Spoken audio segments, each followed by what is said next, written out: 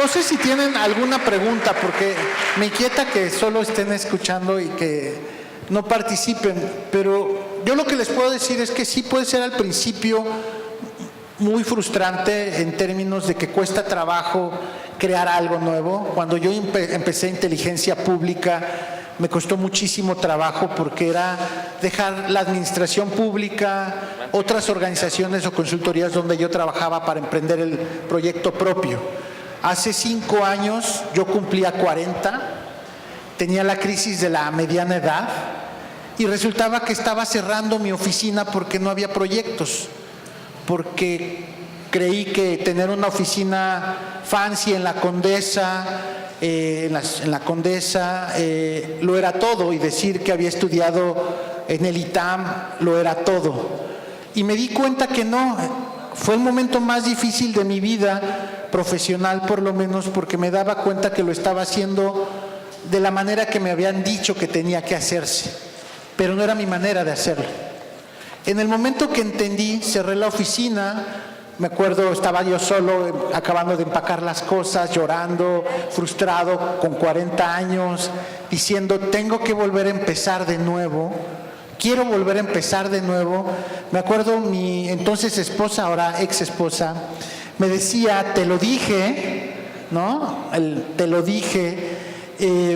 Fue algo muy complicado y fue justo cuando entregué las llaves de la oficina que la siguiente semana un proyecto que había perseguido por meses, me hablan y me dicen, vamos a hacerlo. Entonces le dije a una de mis socias, tenía 2 socias, y una de ellas se fue y la otra se quedó, y de todo mi equipo solo se quedó una persona, una chava. Les dije, no sé cuánto dinero vaya a haber, si va a haber dinero o no, pero quien se quiera quedar a seguírsela jugando, va. Cae este proyecto nuevo. Y resulta que después de 5 años hemos estado creciendo. No tenemos oficina, seguimos sin oficina. Decidimos que cada quien pueda trabajar donde sea. El modelo de trabajo es, tienen una computadora, un celular, y pueden estar trabajando en cualquier parte del mundo, en la playa, en un café. Una es cantante de ópera que tiene junto con su hermano un coro profesional que es el coro de Los Ángeles Azules Sinfónico, imagínense. Tienen una vida, pero también tienen ese compromiso de cambio social. Entonces, cambiamos de modelo de negocio, de forma de trabajar, no tener una oficina fancy. Esta es mi oficina ahorita, donde rara vez uso un traje de 2 piezas, donde lo importante es ganarse ese lugar con la calidad del trabajo que tienes, con la pasión del trabajo que haces. Eso es muy importante, porque eso te lleva a dominar el método. En la medida en la que tú le tengas pasión y amor a lo que haces, empiezas a dominar el método y realmente empiezas a hacer el cambio. Empiezas a creer en ti mismo. Dejé de creerme de lo que todos los demás me decían que tenía que hacer, y empecé a creer en mí mismo y en mi equipo de trabajo. Las personas más importantes en mi vida profesional es primero mi equipo de trabajo, luego yo, y empecé a aprender a enseñarle a los demás que la pasión es lo más importante, la pasión por el trabajo. Si tú odias ir a tu trabajo todos los días, levantarte por la mañana e ir a hacer algo que no te gusta, empezamos a hacerlo mal. En la medida que yo le encuentre pasión al más pequeño detalle, es cuando empezamos a disfrutar lo que somos y lo que hace. Ayer justo estaba comentando nuestros amigos Alejandro y Jonás que ser líder también implica levantar una caja y quedarte hasta las horas que todo tu equipo. Ser líder es no solamente ponerte la camiseta, sino quitársela para dársela a otro cuando la necesita. Ser líder es estar por tu equipo y ser la pasión. Y por eso es tan importante que ustedes se vuelvan líderes en lo que hacen, porque tiene que ver con la pasión del trabajo que ustedes están haciendo. Puede ser que por un momento tengamos que tragar sapos y hacer algo que no nos guste, pero porque estamos pensando que esto nos sirve para aprender y poder financiar, operar o aprender a hacer algo mejor de lo que estamos haciendo. Pero sí es importante que disfruten el trabajo, que lo que están haciendo, porque eso me permite a mí, por ejemplo, compartirles la experiencia de vida más que una experiencia en términos profesionales. La idea es que ustedes sean un factor de cambio y que lo sean. La intención es que acaben siendo como estos actores, artistas o futbolistas que hacen algo que les gusta y además les paguen, ¿no? Y les paguen bien. No significa que tengan que malbaratar su trabajo, jamás. Eso no debe de ser. No deben de regalar jamás su trabajo. No, jamás deben de regalar su trabajo. Muchos cuates también dicen, pues si quiere que le ofrezca trabajo en el futuro, pues que ahorita lo deba de ser gratis. No, porque es el trabajo y el esfuerzo de años que ustedes es el que están vendiendo. Una hora de trabajo significa muchísimos años de esfuerzo y de preparación detrás. No están cobrando una hora de trabajo, sino muchos años de experiencia. Eso es lo que ustedes tienen que aprender a cobrar, a trabajar. Eso es lo que implica su trabajo. No es una hora de trabajo de una consultoría. Dicen, pues vas a cobrar 5,000 pesos por una hora de trabajo. Sí, porque eso ha representado todos estos años de esfuerzo y de experiencia. Horas de desvelo de mis padres, de mi familia, lo que hemos dejado de hacer, ¿no? A veces cuando decía yo una tontería, un día volteé a mi padre, se me queda viendo y dice, y pensar que pude haber tenido un Mercedes, no, me dice, ay, perdón, no, o sea, pero justo esos sacrificios se traducen en experiencia y conocimiento y en habilidades, y eso es lo que ustedes también tienen que aprender una vez que se dediquen a esto profesionalmente, a cobrar. No regalen jamás su trabajo, lo que pueden hacer es compartirlo. Es decir, no te voy a cobrar porque voy a compartir mi experiencia contigo porque eso abona algo, pero es otra cosa muy distinta a que digan, te lo hago gratis para ver si luego me vas a dar trabajo. Jamás lo hagan, porque después no les van a dar trabajo. Para realizar un trabajo, ¿qué es más importante, la maestría o la pasión de la persona? La maestría, por desgracia, está sobrevalorada. Yo tengo una maestría, me reí durante la maestría cuando la cursaba, pues era una babosada, pero resulta que llego a México y dicen, ay, tiene una maestría de la Complutense de Madrid. Yo, lo que realmente te da el conocimiento es la experiencia cotidiana. Justo también en la mañana estábamos platicando Alejandro y Jonás sobre la diferencia entre el experto y el estudioso. Todos estos académicos y que opinan de manera profesional son estudiosos. Es experto el que tiene experiencia, el que domina el método. Y en la medida que tú dominas el método puedes generar un diálogo con tu audiencia y no simplemente estás sentado aquí hablando con tecnicismos. ¿Vale más la experiencia? Sí. Yo aprendí de administración pública y de política pública en el trabajo, en la experiencia, sufriendo cuando me iba a los puntos de internación, cuando trabajaba en migración, allá andaba en Chiapas aprendiendo en la frontera, en la selva, realmente cómo se hace política pública, subiéndome ahora a las patrullas para diseñar temas de policías, con el riesgo allá en Chihuahua y en Ciudad Juárez que a algún malandro se le ocurra balear a una patrulla y yo allá adentro. Pero es justamente el conocimiento de la práctica lo que te da experiencia y ser experto. Y para mí vale más que una maestría o un doctorado, porque un doctorado te hace especialista en nada. Lo que necesitas ser es experto en todo. Había una discusión de los policías si era importante que estuvieran por 20 años en una misma colonia trabajando. Y unos decían, pues sí, porque todo el mundo los conoce. Y otros decíamos, no, porque no conoces toda la película. Entonces, en la medida en que tú no conozcas otras realidades, no puedes tener nuevo conocimiento y aportarle más a tu barrio o a tu colonia, porque te especializas en una pequeñísima fracción de eso que es tu realidad. La experiencia para mí vale mucho más que solo los estudios de maestría o doctorado. Yo recomendaría, sí, que tengan los dos, no está de más, si se puede bien, pero eso no es lo más importante. Lo más importante es desarrollar estas habilidades. Ya les dije que ya no necesitamos mentes enciclopédicas hoy por hoy. Todo lo podemos googlear. Lo agarras en el celular y buscas cualquier cosa. Lo que necesitamos son estas habilidades para entender, para relacionar, para proponer, para actuar. Eso es lo que vale hoy por hoy en el mercado laboral. Y cuando yo busco contratar a una persona más en mi organización para trabajar, no busco a alguien que me diga ¿De qué se trata el artículo 3º constitucional?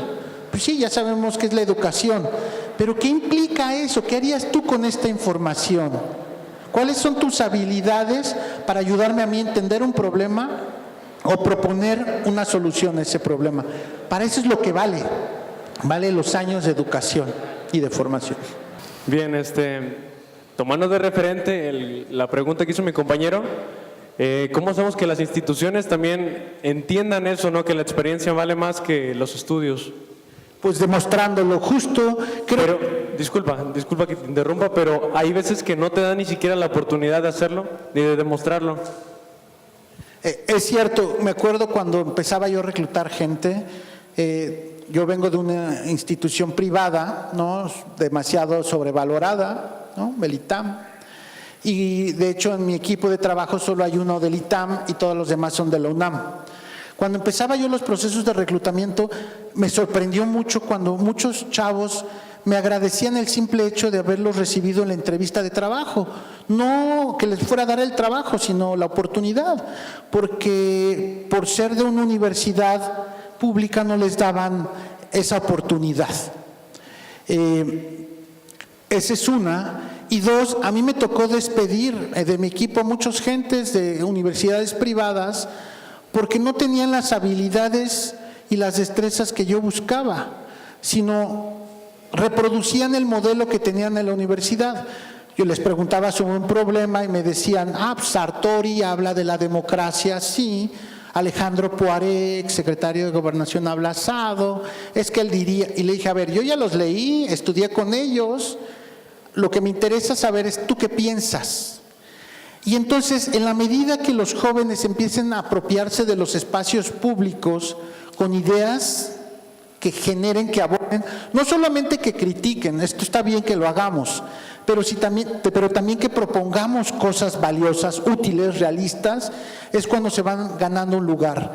Ya no están viendo a los jóvenes de la misma manera después del 19 de septiembre, porque ellos fueron los capaces de organizarse para resolver un problema sobre la falsedad de la información en una situación de emergencia. Las autoridades federales ni locales pudieron hacerlo, lo hicieron los jóvenes. Y resulta que ahorita muchos de estos jóvenes están ocupando las nuevas secretarías en el gobierno de la Ciudad de México, ellos, los que participaron. Entonces tienes que ganarte ese espacio, no te lo van a regalar, nadie te va a regalar ese espacio. A mí me costó mucho trabajo profesionalmente ganarme ese espacio, porque yo no tengo como otras organizaciones a los empresarios detrás de mí financiándome, o me he tenido que ganar ese espacio con trabajo y con dedicación, demostrando que sí podemos hacerlo. Y comprometiendo a mi equipo de trabajo, jóvenes todos, el promedio son 28 años, 29 años de mi equipo de trabajo, de edad, que pueden competir con otras empresas, otras organizaciones en concursos para proyectos, donde trabajan, ahorita estamos trabajando cosas para el Banco Mundial y las siento a ellas hablarle a gente del Banco Mundial, con senadores, con gente de la Administración Pública Federal, porque les doy la confianza y se van ellas fortaleciendo y empoderando. Pero también ellas tienen que exigir ese espacio y demostrar que pueden ocupar ese espacio dignamente.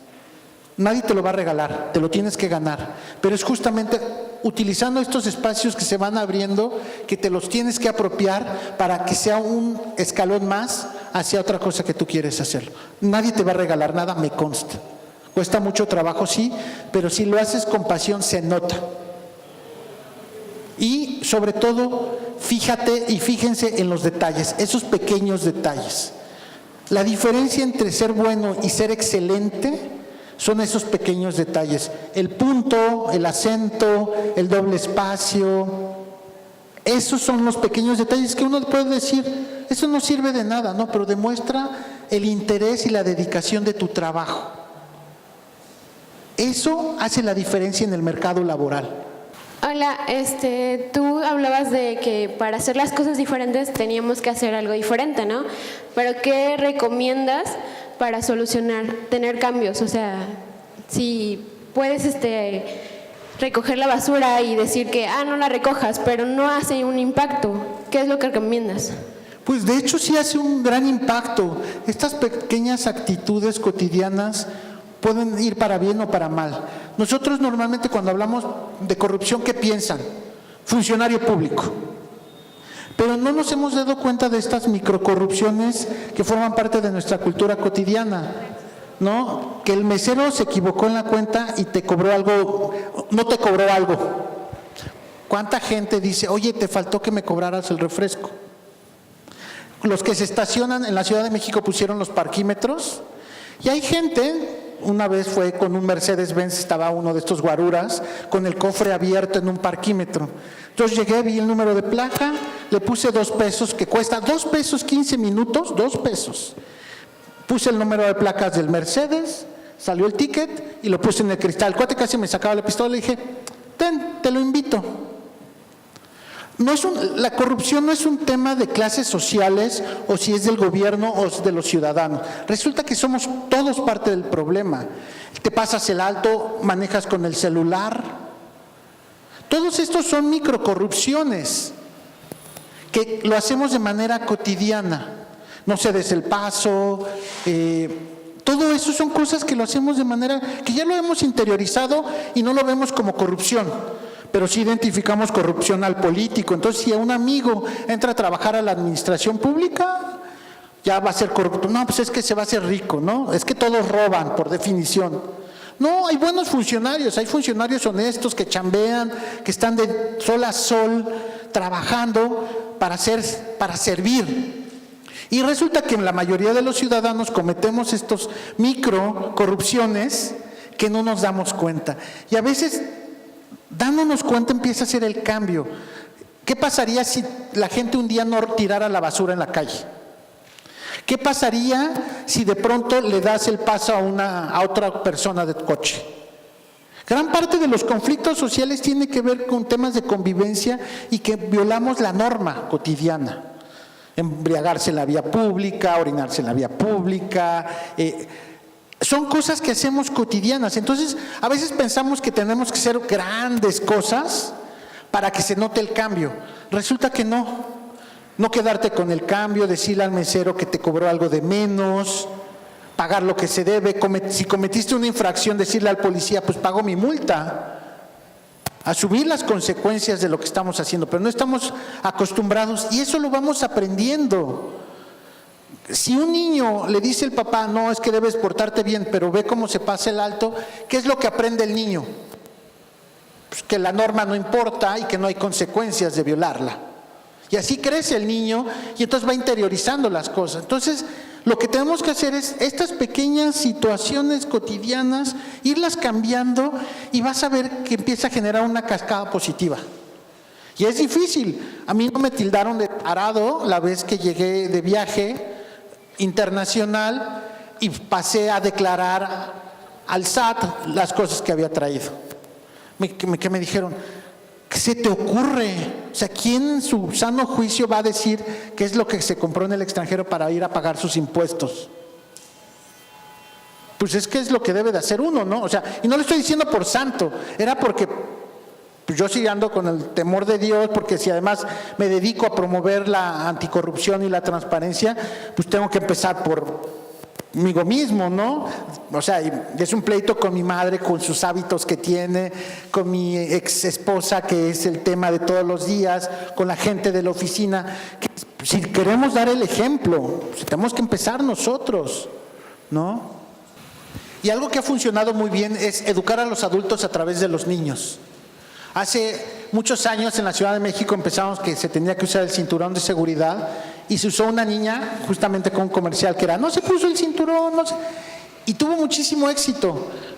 En el Mundial del 85, Mundial Juvenil en México, había un tema para promover que no desperdiciaras el agua y había un niño, Diego, un gordito, que le decía a la señora que le enviaba en su casa, que se llamaba Amanda, ciérrale. Y eran estrategias donde los niños ayudaban a hacer el cambio social. Entonces también piensen que parte de sus historias del Cine Minuto puede ser también un niño que empiece a promover ese cambio o que nosotros asumamos ese cambio como propio en el tema cotidiano. Y no tiene que ser ese Malcolm X, que transforme al país, ¿no? Martin Luther King, que quiera, que emprenda el cambio. No, simplemente con un ejemplo cotidiano de no te quedes con el cambio, ayúdale a la otra persona, no uses el celular o la consecuencia que tiene usar el celular manejando, romper las reglas, que haya consecuencia, eso abona mucho a esto. Muchísimas gracias, Marco, por tu participación.